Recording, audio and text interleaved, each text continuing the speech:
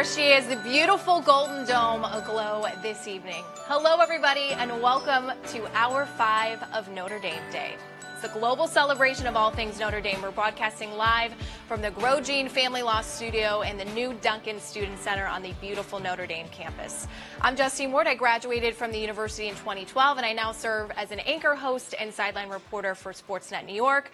I'm thrilled to be back on Notre Dame Day with a fellow Domer in Ryan Harris. And how does it feel to be back on campus? It's the best. You know, I'm a class of 2007 graduate with political science and economics and policy degree. Spent 10 years in the NFL and retired last year with the Pittsburgh Steelers. And I tell you what, it's a blast. I love Notre Dame each and every time, more and more as I come back. And every time I come back, there are new beautiful buildings that pop up on campus, new things to see. Incredible what they've been able to do here on campus. And here today, we are at Notre Dame Day, a unique programming opportunity that allows students, parents, alumni, and faculty to make up the Notre Dame family and really showcase it here at Notre Dame Day. That's right, Ryan. In addition to enjoying the 29 hours of live interviews, performances, and contests, Notre Dame Day viewers can help decide which of the 900 clubs, residence halls, academic units, and teams at Notre Dame will get a portion of more than $1 million as part of a challenge fund created by 5 donors. And it's really easy. All you have to do is visit the Notre Dame Day website, and you'll see the Give and Vote button. You want to click that, and once you make a gift, you'll be able to cast a vote for the area of the university that means the most to you. So at the end of the broadcast, each group will get a percentage of the money based on the percentage of votes they receive. It's all up to you. You just have to vote. Sounds very easy, right? Earlier tonight, you saw the preliminary rounds of the women's and men's Fighting Irish 40. Remember to tune in tomorrow night during the 9 p.m. hour to catch the championship races under the lights at Notre Dame Stadium. The men's division will include 2 of the fastest players on the Notre Dame football team, Troy Pride Jr. and Michael Young. So ultimate bragging rights are at stake here. I am really looking forward to it. Can't wait for that. Coming up next hour, we'll have the Observer's first ever lip sync battle. You getting in on that one? I think I need to. I feel like I need to. I think you might have to.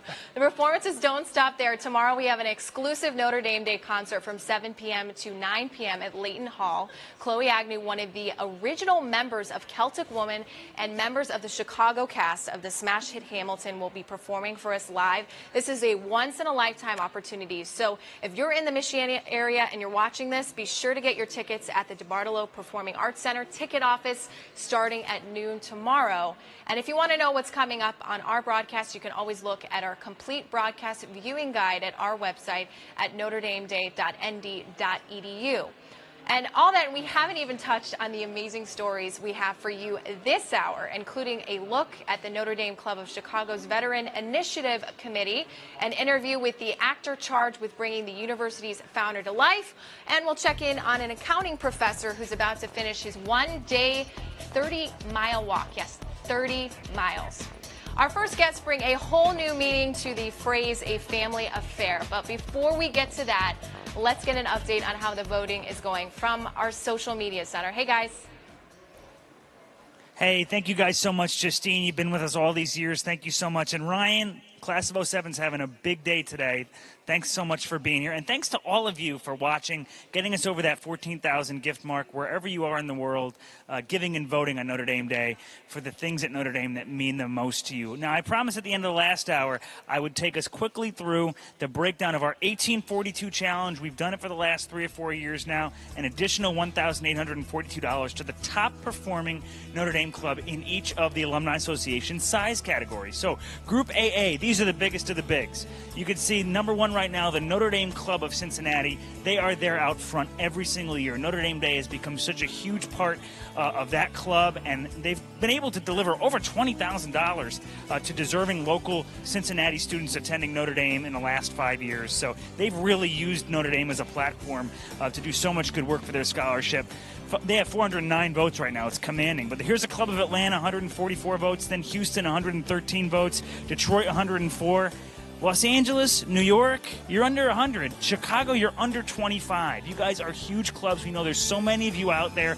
This is your opportunity to give local and send some really deserving Notre Dame students to campus with more financial aid. So you can go online, notredameday.nd.edu, make that minimum $10 gift, and cast your 5 votes for any of these Notre Dame clubs. We will certainly keep you up to date with these different categories as we go throughout the day. So, Kim, social media, there's been so much going on. What are we seeing right now? Absolutely. I'll start by saying, Ryan, if you're going to be participating in the lip sync battle, I think Jonathan and I have to get in on that as well. There's some tough competition. I've seen some rehearsals. We're already seeing some buzz about it on social media, which is very exciting. A lot of action happening with our athletics teams. In the last hour, we were able to see a lot of tweets from our baseball team, from women's lacrosse, a lot of activity happening here.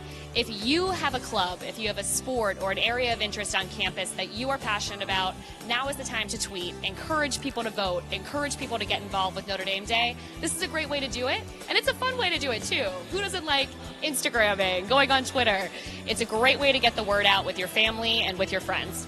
It only takes a little bit. You see the Club of Stuart, Florida. I just saw them up on the board. They came out of nowhere last year. They had a great day for their scholarship students. All it takes is a little bit of work.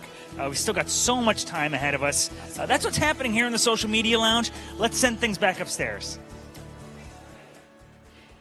Thank you for that update. Our next guest, Courtney Becker, is a Notre Dame junior pursuing a major in film, television, and theater who was recently elected as the editor-in-chief of Notre Dame's student-run newspaper, The Observer. For Courtney, leading The Observer runs in her family. Her father, Kevin, served as editor-in-chief during his time at Notre Dame, and her mother, Mary, was assistant news editor and in charge of the editorial content for the Hesburgh Year's issue. Courtney's parents actually met while working together at The Observer, and I'm pleased to be joined now by Courtney, Kevin, and Mary. So, Courtney, tell us about this journey and how you think your parents impacted that for you.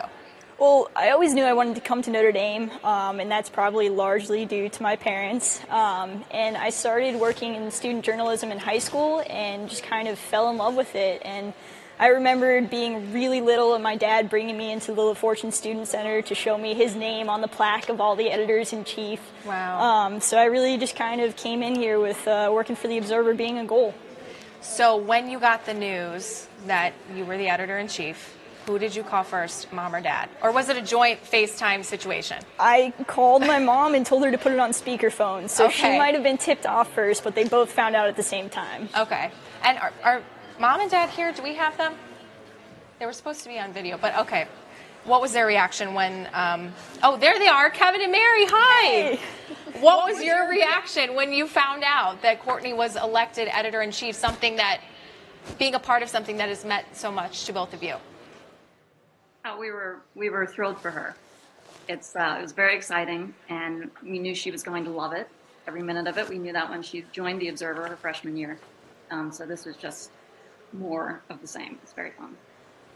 What advice did you give to her as far as following both of your footsteps? Yeah. Oh, get some sleep.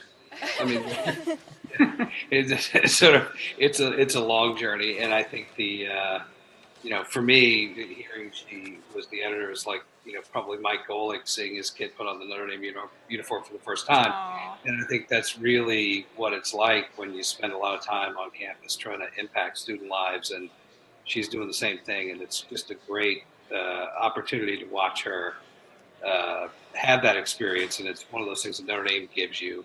Right, so we have a lot of legacies, and the opportunity to do things that we did as students, and our kids get to do it. That's a Notre Dame experience. It's great. For either of you, was there a story that you remember covering that you told Courtney about? I remember late night changing the paper at the last minute. Actually, it was when Reagan bombed Libya. And we were ready to go, and I thought, I'm going to check the AP wire one more time. And that turned out to be a mistake in a way because we were there for another couple of hours. So I always tell her, check it before you go, but be prepared if there's breaking news. Have you had any breaking news? Yes, the student government election gave us quite a few nights of breaking news. And you felt maybe better prepared to handle that? Oh, absolutely. I mean, if my mom could change the entire front page at 4 a.m. or whatever it was, I could do it at 1 a.m. So, what's a favorite story that you have covered or been a part of? Oh, wow. I really enjoyed getting to tell the stories of our DACA students on campus this past fall. Thought it was a very important story to tell for those students who might not be able to get their voices out there as easily as others, and I really hope we did their stories justice. Being from a journalism family, what advice would you give to somebody who's maybe thinking about a career in journalism or even joining the Observer at Notre Dame? The first piece of advice would be definitely join the Observer because you get so much experience working on a daily independent student-run newspaper. You know, I mean, we are in charge of all the editorial content we produce, and there's really no experience like that as a college student. So getting that experience of 5 days a week, putting out at least 12 pages where students have run down the stories, written them, produced the paper and laid it all out and everything, that's really incomparable experience. And quickly, you talked about experience. What are your post-Notre Dame plans? I'm hoping to take everything I've learned from the Observer and go into a career in journalism. And I'm sure you will have no issues. Best of luck to you, and thank you to your parents as well for joining us. That was awesome. Yeah. And now we're going to head over to Brandon Newman at the Hiller Family Midfield Performance Stage. Brandon? Thank you, Justine. If you've ever been to a Notre Dame football pep rally or Irish men's home game, you may have recognized our next guest. Next, the Notre Dame Pom Squad has been a mainstay of athletic and campus events, and they're here to give us a special performance. Thank you for joining us here for Notre Dame Day. It's good to be here. Thank you, Brandon. Of course, always. Now, the Pom Squad performs at a lot of different special occasions all over campus, all around the community. Are there any favorite events that you love participating in? Well, just this past year, one of the pep rallies was actually on Eddy Street Commons, if anyone's ever been there. It was really awesome energy, and you could feel just the crowd getting so pumped up because it was so concentrated and everyone was so loud. It was one of our favorite pep rallies to date. Awesome. Now, staying with the pumped up realm, how do you guys keep everyone pumped up, especially when the Irish are down in some games? Well, most of our routines are meant to complement the band's music, and the band never loses energy, so we have a it's really easy to keep on beat with them and keep the crowd going with all of the stuff that they play for us. Awesome, awesome. Now, what performance will you be performing for us tonight? I'm sorry. We'll just do a short little fun routine that we came up with ourselves, and then we'll transition to the Irish jig and then do a fight song. Awesome. Thanks, guys. Thank you so much. Now we're here. Coming up next now with a show for us tonight, Notre Dame Pom Squad.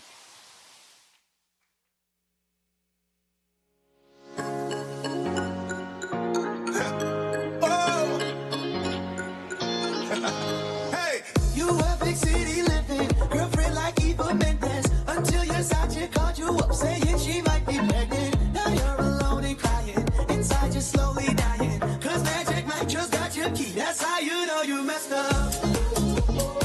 That's how you know you messed up.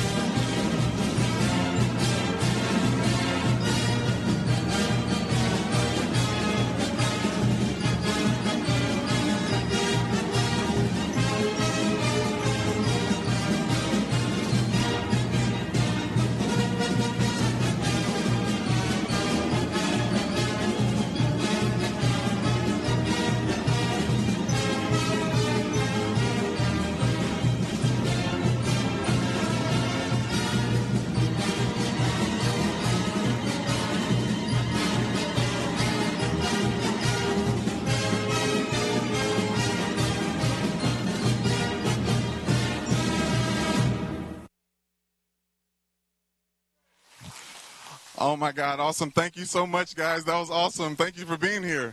Wasn't that great? All right, guys, now they're going to pass things over to Vic Lombardi, who's stationed outside of the Leahy Gate at Notre Dame Stadium. Vic, what are you out there this late for?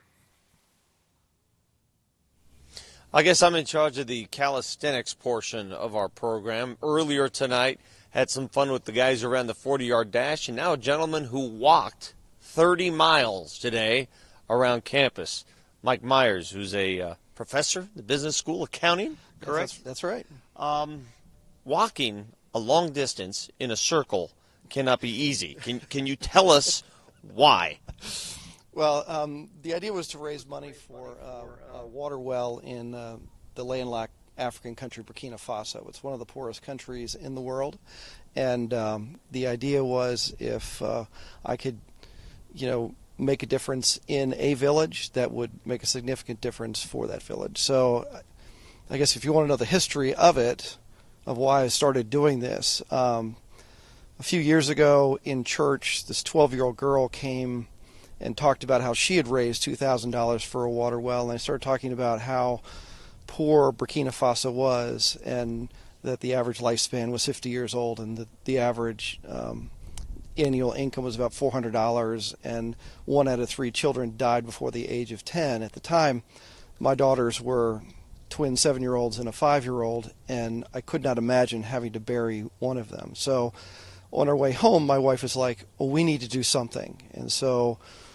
thinking back and forth what I could do, I said I really wanted to do it not just something that I did, but maybe something that Notre Dame could do. Is I just sort of, on a lark, said, asked my students, how about if I walk basically the equivalent of what a family would do, and in a week, about 30 miles, would you be willing to go with me and collect money? And about 2/3 of my students all stood up and said, yeah, we'll help.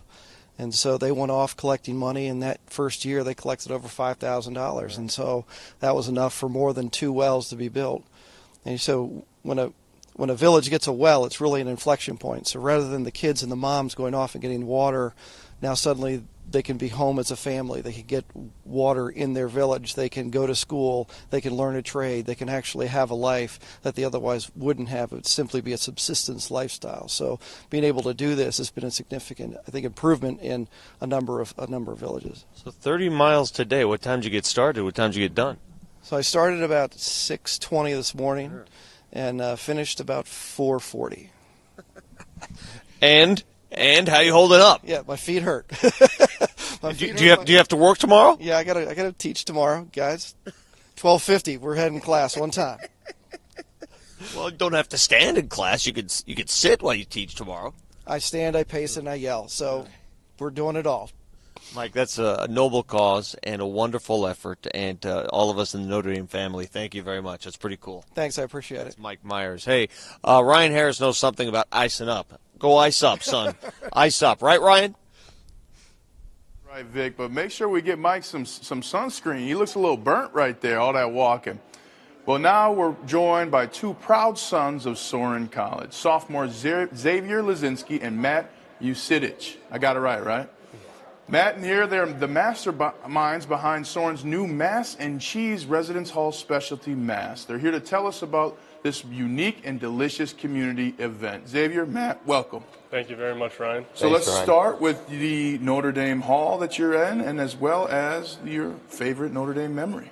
So we both live in Sorin College. I'd say my favorite memory thus far was when I learned that I had made the Notre Dame football team as a walk-on. It's just a dream come true, and there's really just nothing better than being a part of such a great program with so much history and tradition. And yeah, I would have to say my favorite Sorin memory has probably been just kind of late nights hanging out on the porch in front of Sorin, some of my closest friends. Nice. Yeah. Now, Father Sorin used to have his own specialty mass. Why did you guys feel the need to kind of create a new one? Right, so our rector, Father Bob Lockery, he had a mass where he served chili on Wednesday nights after Mass, and it just turned out to be a lot of work, and he just decided that it was time to open it up to new ideas. So that's when we kind of formulated this new idea about Mass and Cheese, where we'd serve mac and cheese after our Thursday Masses. So, Matt, what's involved with making the mac and cheese? Yeah, so, there's a lot of different moving parts, a lot of different wonderful people we got to kind of rely on that have been just really gracious and supportive the whole way through. So we got our hall staff that kind of, they supply the mac and cheese, they get all the other food for us, and then we've got a bunch of wonderful people in the kitchen. Xavier over here is the mastermind, the heart and soul, the head chef. We got a couple of sous chefs. We got Sean Dan, Ben Walter, Nick Lucci. And then Victor Polagrudo is the general manager who kind of keeps everything organized. So, yeah, just a bunch of people involved. You didn't bring a former lineman any macaroni and cheese, mac and cheese? What's going on? Nah, unfortunately, we don't have, I guess, enough funding to get that much mac and cheese for our linemen. But we're hoping that ND Day will help out the Soren funds, and maybe we can stock up on some more mac and cheese. You heard that. Donate to the Soren Fund so they can get more mac and cheese. Before we leave, Xavier, you're a walk-on on the Notre Dame football team. What's that experience been like for you? It's been unbelievable. It's been a dream come true, honestly. I've been dreaming about it ever since I knew what Notre Dame football was all about. I have a long line of family legacy at this university, and I just know how great of a tradition and history Notre Dame football has. There's really nothing greater than being a part of this program. Just so many legends coming out of here, and it's just been extremely special, and I've been so grateful to be welcomed by the entire team. All the players have been great to me, and I'm so happy to be a part of Notre Dame football and just to continue on with my Lazinski legacy. So it's been awesome. Well, thanks. Well, thank you so much for joining us. Congrats to you both. Next time, bring mac and cheese. I'm going to get the best of you. Stay tuned. Stick with us. We're going to go on a short break, but there are more Notre Dame stories coming your way right after this.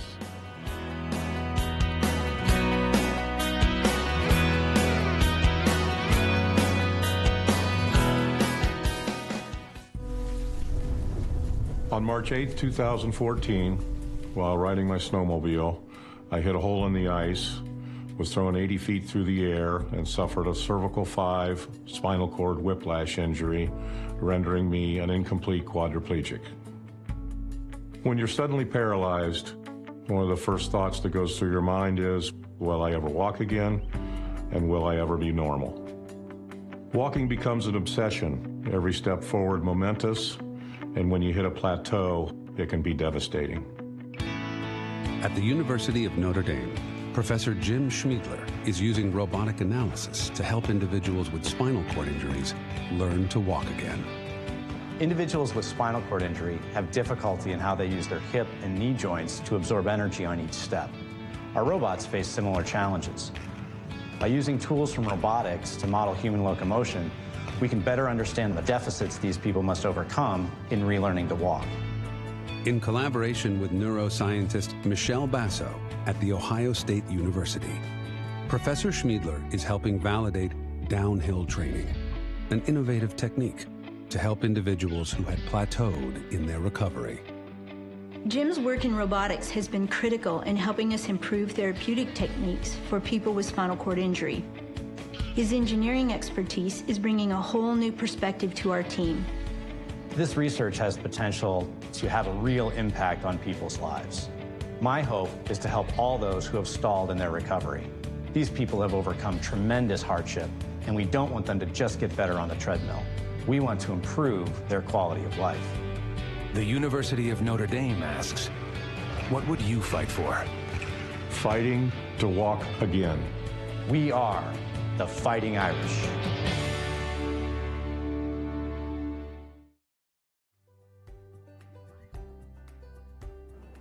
I am the first in my family to go to college. But not just any college. I'm going to Notre Dame. I grew up the son of a carpenter and a high school teacher. Until I was about 8 years old, I was sleeping on a couch in our living room. College was not an option financially for any of us. I was actually on Notre Dame's campus, and I'd been speaking to a financial aid counselor. And he told me that I just had to worry about the cost of transportation. And I literally screamed. My voice broke and I was overwhelmed. I couldn't actually believe it. I called my mom and I told her, you don't have to pay anything. If my donor was standing right here, I'd give him a big hug, tell him, I'm here because of you. The opportunity to attend Notre Dame has been the greatest gift of my life. Thank you. Thank you. Thank you. Thank you.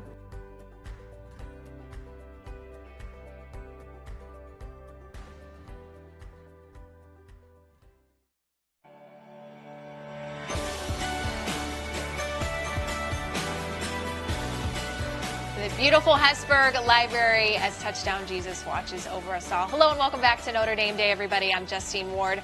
Our next guest is a lawyer, author, and leading expert on eminent domain and condemnation. He's a 1963 graduate and current member of the Notre Dame Law School Advisory Council. Norm Mattioni is a property law specialist who practices in San Jose, California. He's the author of Prairie Man, The Struggle Between Sitting Bull and Indian Asian James McLaughlin. Norm, thank you so much for being with us here today. And tell me, how did you get interested in this realm of legal studies? Well, you ask a question that would take up all of our time, but the aspect I think that's probably most important is that I'm a Californian, born in California, product of the state, and a student of the state. And at some point in time, having traveled back and forth across the Midwest, coming to Notre Dame and going home when I was in law school, I thought, there must be something more than the Oregon Trail and the Transcontinental Railroad. And so that got me thinking and reading in terms of what were the impacts of those passageways to the West. And the impacts were profound. They were profound on the first people of this country. And I think that was a catalyst in continuing to read in history. And the Great Plains are really the cauldron in which the conflict between Anglo-Americans and the Native Americans took place. So that's where I come from. And what inspired you to write this book, Prairie Man? Well, part of it was what you alluded to. I'm a condemnation lawyer. I represent people whose land is being taken by the government for some public project. And in reading about Native Americans, and particularly Sitting Bull, I came across the quote. And the quote you will find on the staircase in my office below a photograph of Sitting Bull. It says, "I wish all to know that I do not propose to sell any part of my country." That was an answer that Sitting Bull gave a Jesuit missionary who sought his signature on a treaty in 1868.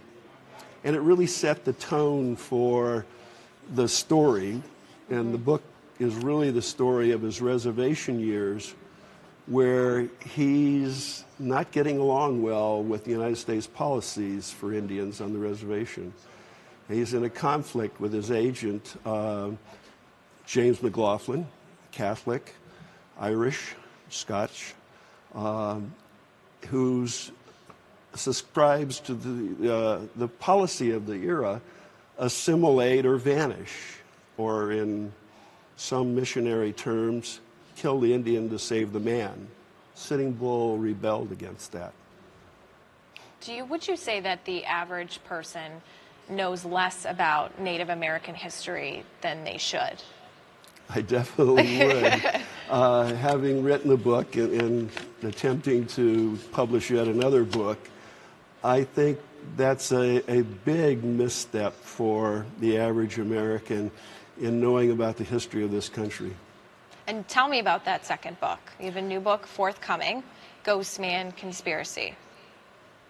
Ghostman Conspiracy is looking at the last 30 days of Sitting Bull's life, and it takes place in November and December 1890. And what is interesting when you look at that period of time is the newspaper coverage that was given to two things: the Ghost Dance movement, a religious movement of revival for the Native Americans actually across the country, but it played out in the Dakotas in terms of Sitting Bull. And Sitting Bull tolerated the religion. He wasn't the advocate of the religion, but because he was always a bad Indian, having been the leader of the demise, if you will, of Custer, Little Bighorn, he was centered on and played up in the newspapers. The newspapers gave great coverage to this in November and December.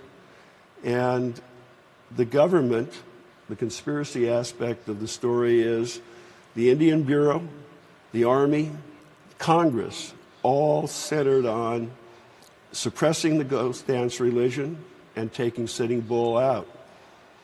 When he was killed, December 15, 1890, the next day the Chicago Tribune had 4 columns on the front page regarding his death, his life. The book attempts to answer the question, why? Interesting how journalism can really play into that dynamic.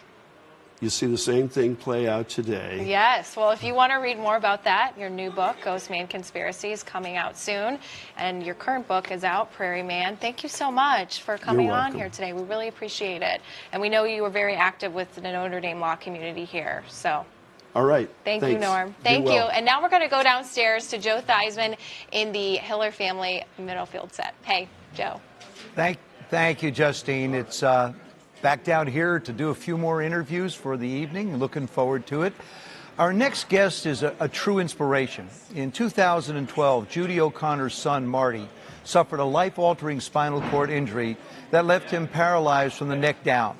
But rather than give up, Marty went back to school to earn his MBA. And with him, every step of the way, was his mother. Judy's joining us now via Notre Dame Day video hotline. And Judy, thank you so much for taking the time to speak with us today. Well, thank you so much for inviting me. I appreciate this. It's just what an incredible journey both you and Marty have been on. And, you know, as you looked at your role as not only a mother, but a mentor, I guess you could say, in helping Marty through his MBA program, what was the most rewarding part of it for you? The most rewarding part of it was watching him from beginning to end. I saw Marty go from the lowest point in his life, having suffered a spinal cord injury and being told he would never be able to use his hands and arms nor walk again, to really shining in an MBA program that he frankly thought was going to be impossible. It was really daunting. And to see him mature and grow along the way, I couldn't have been prouder of him.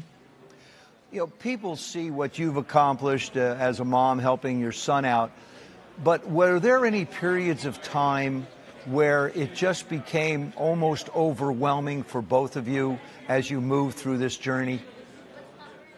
It was not an easy journey. Marty's physical limitations make everything take 3 times as long. He uses voice software. He uses a mouth stick on the computer. When he's set up at his desk, he's independent. But it's frustrating. Voice technology is not perfected. It's great for Word applications, but when you start using Excel and doing PowerPoint, it just doesn't sync as well. And I think if he could have thrown that computer out the window a few times, he would have done it. So it was challenging. It was tiring. He sat for hours, extra hours in that chair all the time, but he just would not give up. So yeah, it was hard. We were exhausted, but it was well worth it. Oh God, what a journey you've been on, and what a battle you have both fought. Now, let's get to the moment of, I guess you could say, joy and elation. That moment when Marty accepted his diploma. How did it feel inside for you? That was a feeling of pride beyond words. Spinal cord injuries are really cruel.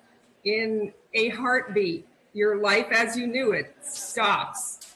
And you have this giant, not only physical challenge ahead of you, but a mental challenge to just keep on moving forward with your life and trying to stay positive. And honestly, our son has kept the whole family positive because he really is strong. He's got a strong heart, a good heart.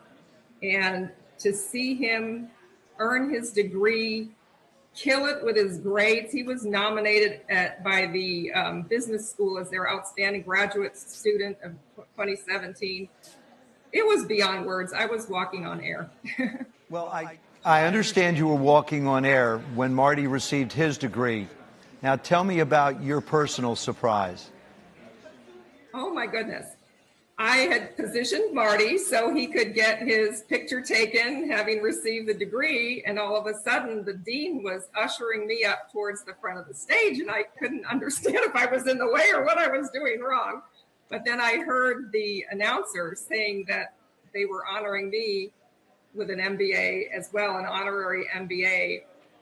I looked out in the audience. I saw our entire family. We have 3 daughters as well as Marty. They'd all come in from all across the country. They're all standing there bawling.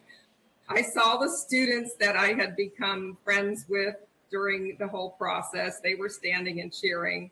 And honestly, the whole thing, it was such an honor for me to be able to help my son in that way. When your child gets hurt and has a terrible diagnosis, you just want to sweep in and fix it, and I couldn't, and it was so frustrating. So this was my way of being able to help him, and it was such an honor for Chapman to recognize me for that. It was just amazing. Well, we just have a few minutes, really, but I want you to tell us a little about the nonprofit, the Marty O'Connor Foundation for Progress. What is it, and what does it do? Well, it all started out as a fundraising effort to help Marty right after his injury because the expenses are overwhelming. And then as time went on, we knew the benefit of having so many people reach out to us and help, and we wanted to pay it forward a bit. So we do fundraising for many of the people and organizations that have helped Marty along the way. The Rogers A. Severson Fitness and Technology Center is a totally handicapped accessible facility where you can work out and have trainers in a non-intimidating environment. We fundraise now that Marty's done. We're raising money so other kids can go to college who are disabled athletes as well. We support research such as neurorecovery technologies has come up with a non-invasive spinal cord stimulator to aid in rehabilitation. And we also are very interested in supporting stem cell research. And I certainly have my eye on Notre Dame Center for Stem Cell and Regenerative Medicine.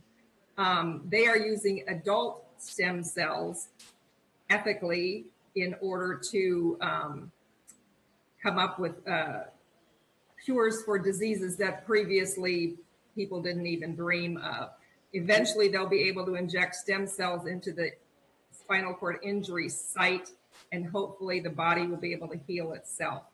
Judy, so those are the kind of things that we, in our small or large way, support with our foundation. And we just want to give the message to others that we will never give up hope. Marty is moving forward, and we want everybody else who has suffered a terrible injury like his to have hope and know that they do have a positive future. Judy, thank you so much for sharing your story, and please, we wish you and Marty the best.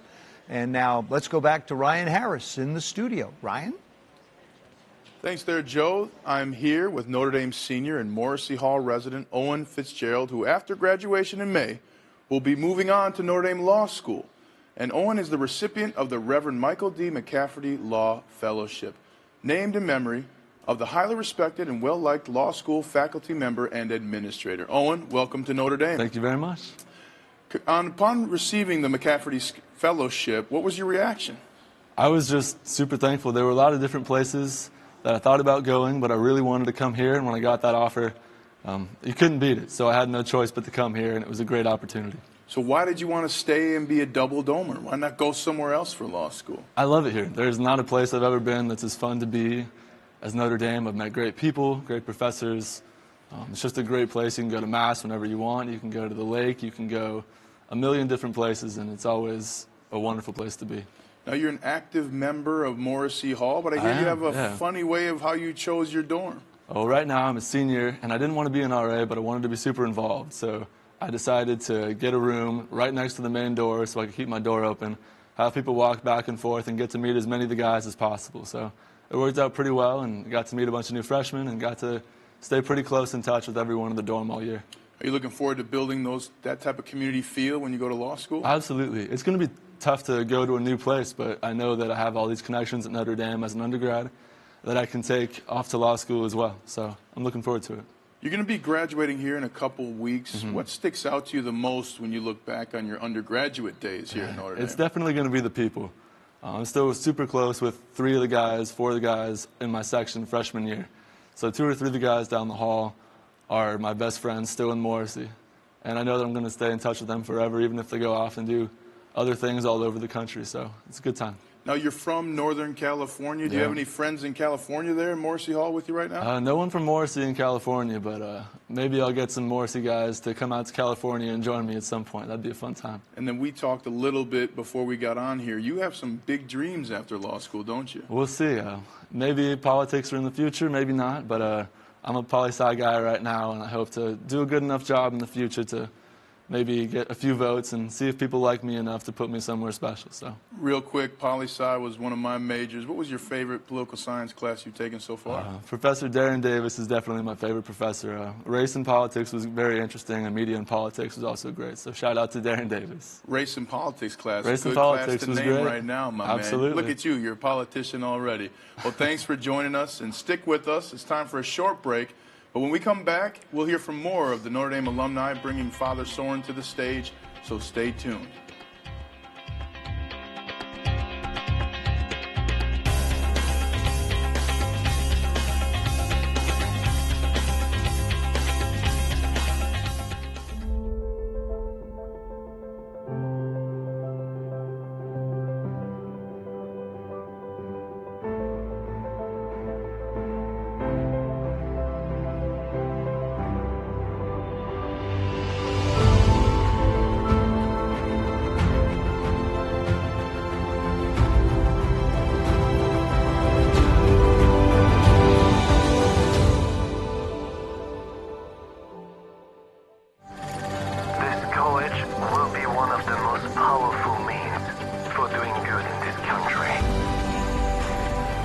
Notre Dame is a place where differences of culture and religion and convictions can coexist with friendship and civility and even love. We've been entrusted with Notre Dame to pass it on to the next generation in a way that will influence the world for another 175 years.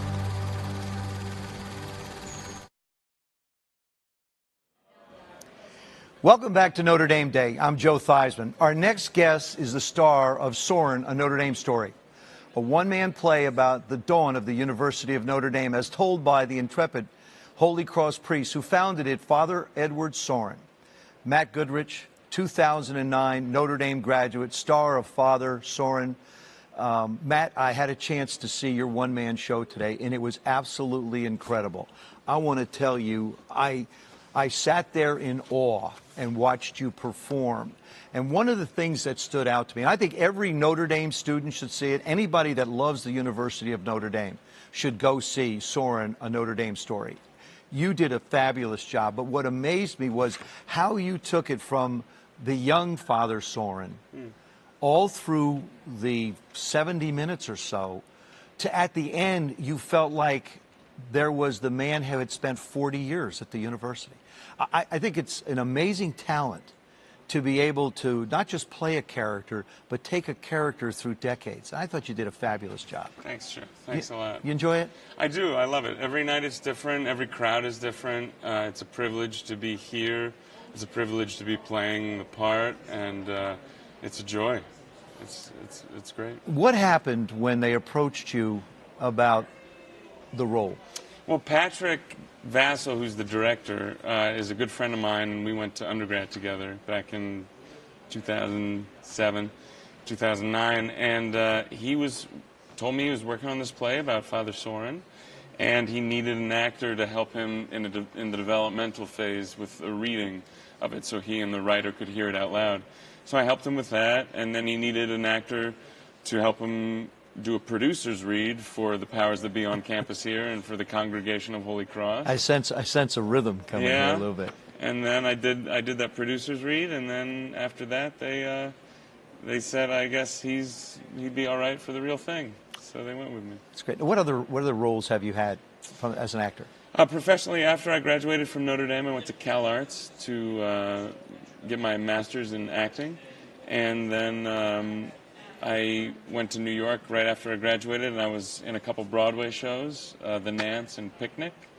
I've played title roles in Tom Jones at Florida Studio Theater and White Lightning at Alabama Shakespeare Festival.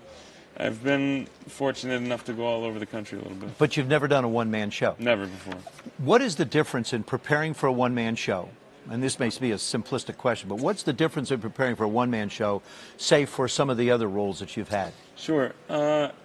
It's difficult because it's very, you're on your own, and there's nobody to work with, really. It was very kind of, you're in solitude for a month or two as you learn the lines and develop the character. And in this play, the conceit is that Father Soren is talking to God throughout the whole 70 minutes. So I had that layer, you know, I could pray about it and kind of that God is my scene partner in a sense. But it was a challenge. Would you do another one-man play? With pleasure. Really? Yeah. You enjoyed it? We were talking earlier when we had a chance to visit. You said it took you about 6 weeks to memorize all that? I think so, yeah. Concerted page-a-day effort. It's about 50 pages, so yeah, just shy of 2 months. How difficult is that? I mean, you know, maybe I've been hit a few times too many. I'm not sure, but it seems like it seems like a lot of memorization in that particular vein. You just got to take it a page at a time. And like Patrick, the director, likes to tell me, I'm better with other people's words. He tells me that anytime I like to contribute an idea. But it's just a gift that I've been given, and I don't know how many other gifts I have in other areas, but this one has served me well.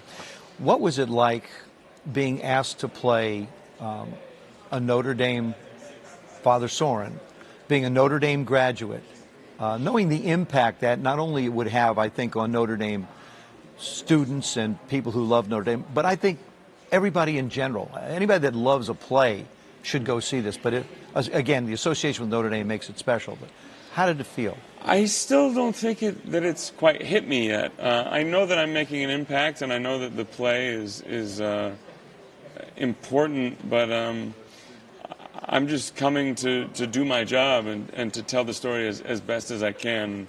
The audience reception has been phenomenal, and for which I'm very grateful, but what everyone takes home is theirs to cherish, and I'm up there to do my part, and I think the other 50% is what the audience takes home, and I hope they all come out to see it. Well, the impact of the play was, and it was the one we attended earlier today, you actually performed at the Moores Performing Arts Center downtown, and it was the largest crowd that has ever come to see a play there. So, I mean, you know, really? Obviously, yes, wow. Yeah. See, it's always good to find things like this out after. Sure, yeah. Do you ever get nervous? Sure, I still get butterflies. Yeah. I'm glad to hear that. Yeah. How about you? You get nervous all too? the time. I get nervous before I go on TV. I always got nervous before I played a game. And when I get out and do speeches and get in front of an audience, you do a lot of, I've been doing speaking for like 35 years now, and people would say, well, why are you nervous? And I've sort of concluded this, that I'm not nervous about the work I'm doing. I just want to make sure that I do a good enough job for the people that have come. Oh, yes. And so it's out of respect for the audience that I'm a little butterflies. I think you have to be a little scared. Sure. I think you have to be a little nervous. Do well. Keeps you on your edge. Yeah. You know, if you went up there and you didn't feel anything, it would certainly resonate. Get a chance to see it. Right. So where do you go from here? I live in Brooklyn, but next weekend we're going to Seattle with the show, and then Dallas, Texas on May 10th, and then back to campus on June 1st at Washington Hall. I think that may or may not be open to the public. And then they want to keep doing it next fall on campus. They keep asking, you keep doing. Yeah, that's the idea. Matt, thanks so much. My Appreciate it so pleasure, much. Thank you. Justine, back to you. Thank you so much, Joe. Well, joining us now on the Notre Dame Day video hotline is Dee Dee Simon, the past president of the Notre Dame Club of Chicago. And the Notre Dame Club of Chicago serves more than 20,000 alumni living in the Chicagoland area, and they've pioneered a number of programs for the Notre Dame Alumni Association, including Summer in the City, the Professional Development Workshop Pilot on Negotiating Skills, the Career Center Mentor Program, and ND Women Connect, among others. And now recently, the club has started a new initiative focused on helping veterans, and Dee Dee is here to tell us a little more about that. Welcome to Notre Dame Day, Dee Dee. We want to know a little bit more about this Veterans Initiative Committee. Well, the idea when I was president came to me because in my position at work is part of the divisions that I'm responsible for is a veteran initiative, a federal grant to help veterans get employed. And a lot of my staff throughout the state of Illinois are veterans. And to that end, I've heard their stories. Some of them have been in Black Hawk Down, artillery for 22 years, infantry, and to hear what they do and sacrifice for our country and their discipline and loyalty and brotherhood and putting it forward. I mean, it just correlated to what we're all about at Notre Dame. And so to that end, at one of the networking breakfasts, I posed it to the people that were in attendance and how many were veterans. And I couldn't believe the multitude of hands that went up. So I was firmly committed to move this forward, and we have been very successful because of it. Oh, fabulous. So what sort of events have you held so far? Well, we started off with a gathering, local restaurant after hours, business after hours, where we had about 50 some people attend. And then we had, we secured two-star General Hayes, who came and spoke at the Union League Club to our members and their guests. And it was a riveting performance. Actually, he came in, we wanted him at the latter part of 2016, but he had to be sent on a mission overseas. And when he came back, the influx in the country was worried about cybersecurity. And he said, no, it's terrorism and that we have to be concerned about. And that it's little pockets here and there that they have them. And it was so riveting that instead of a 60-minute luncheon, it went 90. And people could have stayed longer to listen to him and what he had to offer. It looks like you've had pretty good turnout at these events. As you look at the ultimate goal for this initiative, what would it be? Well, it's to, continue with the theme and correlate it with our mission, which of course is to serve the armed forces, that have gone through ROTC at Notre Dame and help us put it forward here in the Chicagoland area. And also to make sure that we help put it forward, with the theme of Notre Dame, God, Country, Notre Dame, that we are able to help those secure positions at work. It was interesting to note that if we don't have people that are serving in the armed forces, needless to say, our country is going to be in jeopardy. So we are willing and our members are committed, veterans and non-veterans, to help those secure employment so that they feel satisfied once they've served our country. Absolutely. It's such an honorable endeavor to take care of our veterans. And you also just held your 60th annual Newt Rockne Gala. Tell us about that. And I heard there was some kind of cake. Yes, that was actually with our current president, Lou Hall. The cake was the dome, a little gingerbread, real cake. Magnificent. I mean, if I had a picture on my phone, I would have showed you, but it was certainly something that was remarkable. Everybody was taking pictures of, and it was exceptionally attended. Lou Holtz and a number of players from, his team were there, and it's just always such a wonderful fundraising gala that people get together, hasn't seen each other in a year. They come in from all parts of Illinois, and it's a fabulous get-together for everyone. Dee Dee, thank you so much for joining us and for all that you do. We really appreciate it.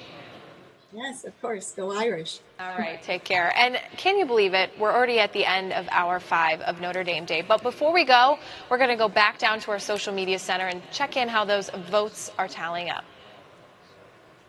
Hey, Justine, thank you so much, and thanks to everyone that's hung in there this evening.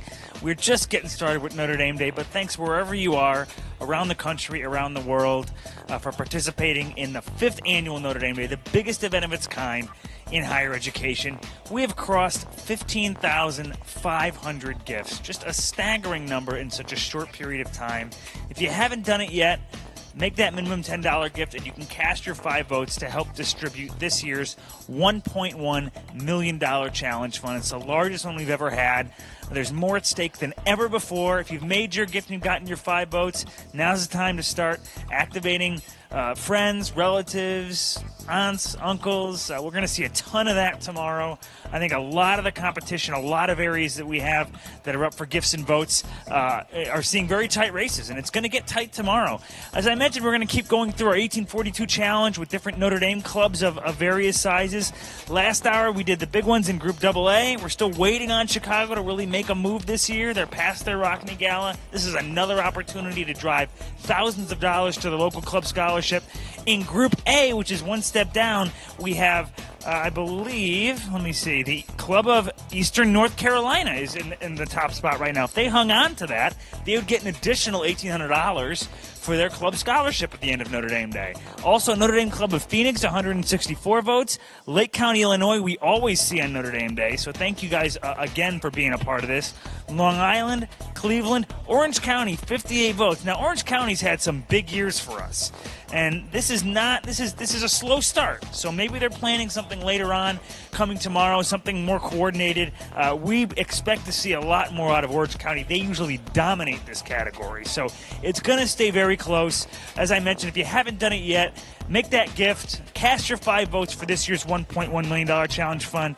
And congrats again to for Club Sports last hour. Rowing Club took home $500. Centers and Institutes this hour. So you have a few more minutes to give and vote for Centers and Institutes. Kim, we got another big hour coming up. Absolutely. We're still going strong here from the Duncan Student Center. Couple highlights from the next hour. We have the lip sync battle, highly anticipated. We're hoping to see Jonathan get his Chrissy Teigen on over here. We also have Beijing Global Gateway and the Notre Dame Club of France. We'll see you at the top of the hour.